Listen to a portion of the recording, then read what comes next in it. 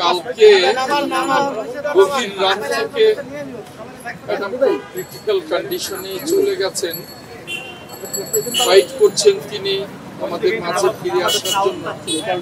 এখনো অবস্থা অত্যন্ত ক্রিটিক্যালি আছেন, এখনো বলবার মতো কোনো কন্ডিশনে এখনো উনি আসেন নাই। সারা জাতির কাছে দোয়া চাই ম্যাডাম যেন আমাদের মাঝে ফিরে আসতে পারেন।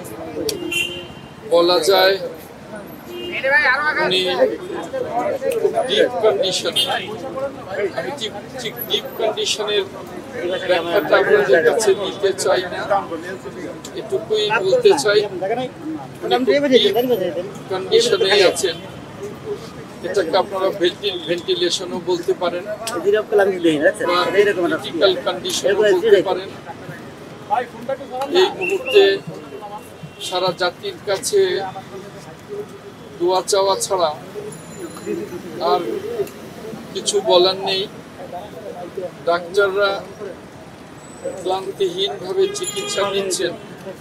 এর আগে আমেরিকা, ইংল্যান্ড এবং বাংলাদেশের ডাক্তাররা চিকিৎসায় ছিলেন। এখন চায়নার ডাক্তাররাও ইনভলভ হয়েছেন। সকলে মিলে ক্লান্তিহীনভাবে চেষ্টা করছেন।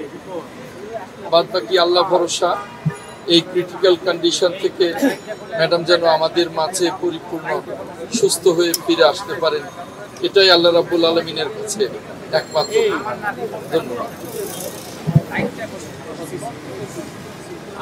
আমি একটাই কথা বলবো,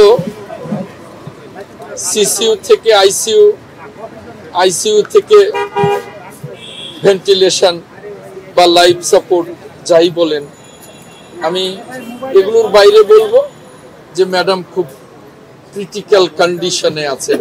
আমি এর বাইরে অন্য কিছু বলতে চাই না, শুধু ম্যাডামের জন্য জাতির কাছে দোয়া চাই। ধন্যবাদ।